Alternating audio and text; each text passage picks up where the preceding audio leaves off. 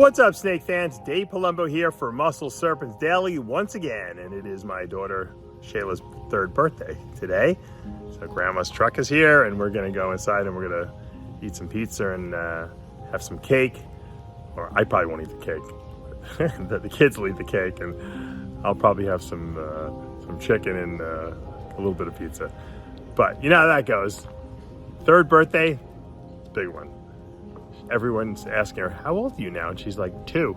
I'm like, Shayla, you're 3. She's like, not yet. It's not my birthday yet. We said, yes, it's your birthday. She's been asking about when her birthday's been for the last like 2 months now. So today it's her birthday, so she's 3. All right, anyway, let's, we're gonna go into the snake room, and we're gonna be looking at 2 clutches that have been in the process of hatching. I don't know how complete they've hatched. So once we find out, that will dictate how involved the video will get. And if we have to do a video tomorrow on one of them, then that's fine as well, if they all haven't hatched out. So, and then we're going to just take a look at some various stuff around the snake room that I find interesting, because we're just kind of cleaning up. Actually, Brian Barczyk was supposed to come here today, and he got stuck at Gatorland. He was just doing a lot of videos over there, and so he never got a chance to drive down here, unfortunately. You know, Brian and I have been friends for a bunch of years now, and he's been wanting to get down here, and you know, when he's over in Orlando, it's just a hike to come back here. It's kind of out of his way a little bit. So hopefully down the road, we'll get Brian out here to the facility and get a little tour and show him what I got going on, because he was one of the people who really inspired me to start getting into not just snakes alone, which he definitely got me into ball pythons, but get into different species, and diversify and create, habitats that are kind of cool. And so, I don't know. Some people love Brian, some people hate him. I really like him. I consider him a good friend, and so hopefully one of these days we'll get him down here. Peter Birch was supposed to come down here too. I've been to Peter's place in Australia. I know he's down here in Florida for the next week or so, so we might see him as well. All right, let's without wasting any more time, let's head over there and see what we got. All right, take a quick look at one of my female carpet pythons. I've shown you her before. She just keeps getting more and more beautiful. Her pattern is just, it's getting better as she's getting older. It's really, really pretty amazing. She's really, really nice. She's been eating small rats really consistently. I think she's gonna go up to medium soon. Once again, really slow growing, these carpets. These are 2019s. So, they have some good age on them, but they're small still, and that's okay. I'll wait another year and try to breed them maybe next season, which will give them, they'll be 4.5 years old then. I think that'll be perfect. Very slow growing. You can tell they're not overweight, and they took their time eating, and now they're finally eating really well. So, all right, we'll leave this girl alone. Here's a 2018 female. She's actually at 66% double head snow. I originally thought she was axanthic, but I think she's only head axanthic. She looks axanthic, but sometimes the heads actually can look visual, but she doesn't really have that silverish eye. It's hard to tell here. She's kind of in like contemplation mode. I don't want to bother her too much. But she's ready to go. She'll breed this year, hopefully. This, once again, being an 18, she's got nice size in her. I've been breeding her to this male that I've been trying to get to go. He's like the female I wanted to breed the male to. He's a supernova jag carpet. It's really nice. He's very neurologically challenged, put it that way. Some of those jag carpets just are really bad with the neuro. And I don't know if he's having a problem breeding her, because I tried last year and I thought she was big enough, and I don't know if he was the problem or if maybe she just wasn't ready. So we're gonna try one more time this year and we'll see what we get.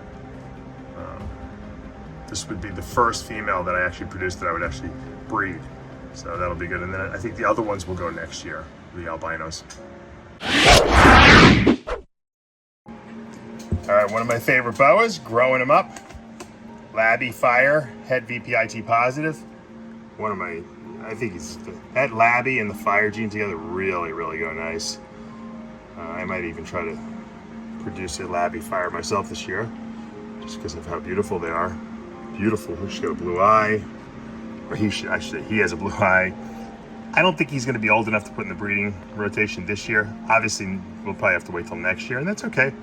Slow growing him. Get some nice VPIT positive stuff out of this little boy down the road for sure. You know, I was trying to figure out the other day what I want to breed my Eclipse, which is the leopard motley het albinos to. I haven't figured out what I want to breed with it. This might be a good option. This is a blood leopard het, or 66% het call albino. So if he proves out, we can produce some albinos. We would produce all leopards, and some would be eclipses, and everything would be het blood. So that might be a really cool breeding. So this boy is becoming a more of a possibility. I don't know if he's old enough though. He's definitely big enough. He's an early 21, so he's about he's about a year and a half old. He might go. He might breed this year. So this little boy might be on his way to becoming a papa this coming season. All right, one of my favorite new snakes in my collection, my 50% Hog Island blood. What a fucking great combination. Cursing, I can't believe it. I'm so excited I'm cursing.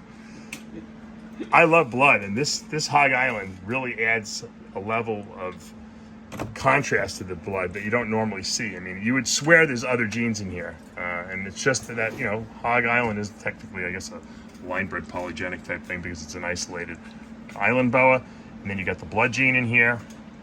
Actually, this girl's got to go into a bigger tub. She's in a little bit of too much small of a tub, but I kind of had her in isolation a little bit just to make sure everything is healthy with her, and she looks great, and we're gonna move her into a bigger tub, and hopefully maybe we'll get her to breed next year. She's at 19. She's got good years in her. You know, and these dwarf boas don't get that big, especially the Hog Island stuff, and bloods are small. I don't think she's gonna breed this year, but I think next year she'll be ready to go for sure. All right, we have eggs a-hatching in the incubator here, and I wanted to show you this clutch because it's literally, I'm not lying. I bought the parents from Vin Russo in I think 2015. So what is it, 7 years? It took me 7 years to finally get a clutch. I actually got a clutch last year, but I only had one egg, and it was good, but I didn't get the visual I was looking for. But what I bred was an ULTRAMEL het caramel, so two T positive lines that are not compatible with each other, to a Caramillo, which is a caramel ULTRAMEL. So double recessive to a ULTRAMEL het caramel, and we produced, everything was going to be ULTRAMEL here because they're both parents of ULTRAMEL. This is an ULTRAMEL right here, really nice one too. And then we hit two Caramillos so far. So this is a caramel albino and ULTRAMEL, and I got to tell you, Vin Russo, I know a lot of people sometimes say caramels have defects. Vin Russo's line of caramels that I bought from him, I've never seen a defect as far as, you know, any kind of like physical maladies from them. So that's pretty cool. He's just hatched out. You can just look how light these are compared to a regular ULTRAMEL or caramel. The double, and look at that head, it's little, almost looks enchy, right? Yeah. But look, and if you look, I don't know if this camera can pick it up. They have a really red eye. Now the ULTRAMELs themselves don't really have red eyes, but when you put two different, you know, T positive lines, you get a red eye. Let's see this one right here. They're a little freaked out because they literally just hatched out this afternoon. Yeah, you can catch that red eye right there. I just saw it in the light. So these are really beautiful. I'm really, really kind of happy with what happened. This little egg sac, I'm not going to bother that one too much. It's still absorbing its egg sac. And I think we hit another Caramillo right here. I think 50% of these there's another one. Holy mackerel. So this is going to be a great clutch for anyone who's interested in this project. I love it because I'm going to start taking these visuals now and I'm going to put them into other stuff. Since I know this caramel line is really solid, these Caramillos, I mean, look at this. Imagine this in clown. How crazy would that be? Or even pied. How about rainbow? How about breeding one of these Caramillos to a rainbow hurricane? Much less. Very, very interesting. You know, it was worth the wait. Sometimes things take a long time and it's worth the wait, and this was definitely worth the wait. All right, I wanted to show you the Caramillo male that I originally bought from Vin Russo, and you can see that beautiful red eye, and you can see, even as an adult, it has not lost anything. It probably is just as beautiful as when I first got it. Once again, ULTRAMEL and caramel combined, double recessive, two T positives, and you can see, you know, ball pythons, as they get older, get a little yellow, but these guys are already a little yellow. This boy has just gotten beautiful. And you know what? He was always a pretty good eater, this guy. The female was a really weak eater, and that's why I think it took so long for us to finally get a clutch. And I was persistent. I would not give up. I would not breed him to someone else. I wouldn't breed her to someone else. I said, I'm going to get these two to breed. I don't care how many years I have to try. And I kept trying, and you know what? I got him to go. So beautiful clutch. Look at those yellows, and just there's a lot of like beautiful highlights in this. It's funny how T positive removes some melanin, but not all. And every T positive line in ball pythons removes a different degree of melanin. So they don't, like, you would think sometimes they would just neutralize the same amount of melanin, but they don't. And they stack upon each other. So even though they're not compatible with one another, if you have two of them in a snake, you get more melanin removal, and you almost start looking like a T negative albino. Matter of fact, in boas, if you combine some of the T positive lines, you can almost get like it almost looks like a T negative albino. But this does not look like a T negative at all. It looks like a very light T positive. And I love the red eye in a T positive because I think it just gives it even more, it looks even more appealing because you have more contrast in the snake than in an albino that's basically just yellow and orange and maybe white. So there it is. All right, these guys are still hatching out. I'm not going to do a big video on this today. Probably by tomorrow we can do a video on it. But this was a really, really nice clutch. This was a pastel pinstripe head clown, okay, to a high intensity orange dream pastel clown. And as you can see, we got a lot of cool stuff here that it's going to take a long time to identify probably. We got pinstripe, orange dream. I think this is pinstripe high intensity orange dream pastel clown. We got some head clown stuff here. Look at this one. This one's great. This one I thought was banana when I first saw it. Then I'm like, wait, there's no banana in here. This probably is the high intensity orange dream. Maybe super pastel clown. I don't know. Although you would think the super pastel would erase a lot of this. So there's a lot of interesting stuff. Actually, someone made a funny comment. I put up one of these, the first one that hatched out. Where is the first one that hatched out?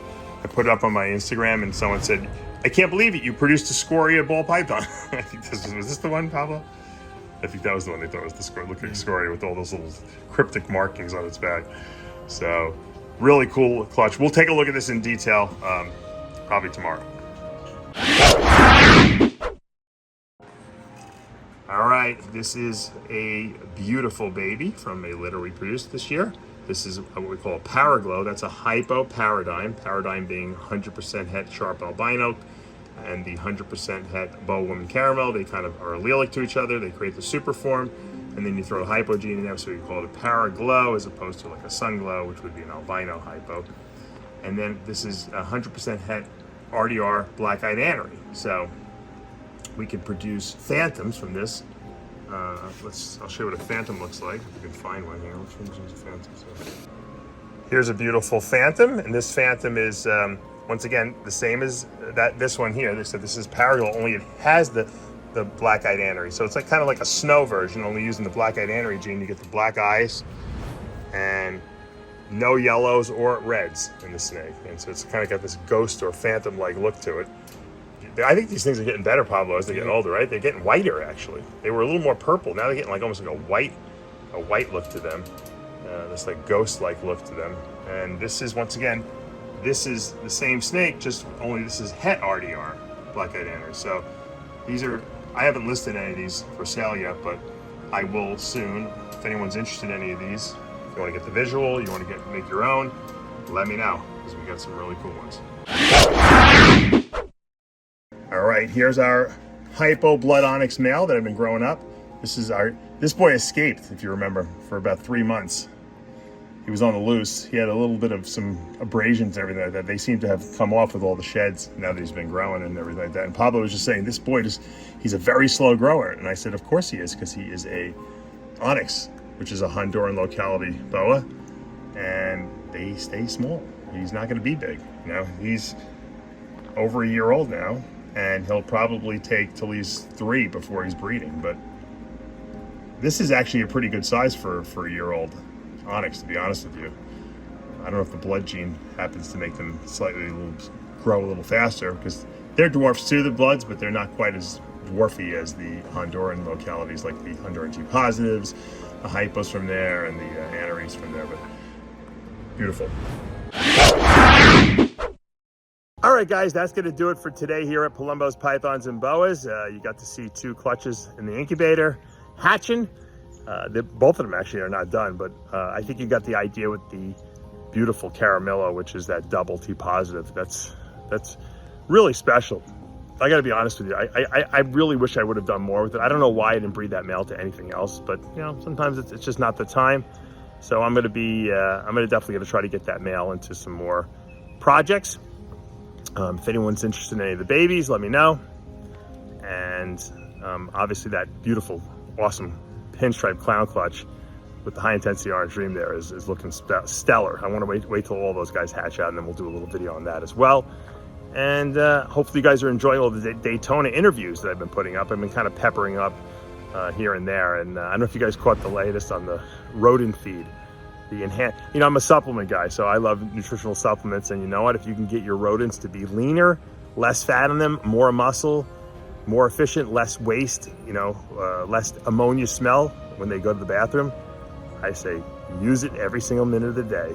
That rodent feed, it's the same price as the Missouri. You might as well use that. I think it's a great product. Pablo's testing it out right now, so I'll let you know how that works out for the mice that he breeds. But all right, guys, that's it. I got to go inside for birthday party festivities.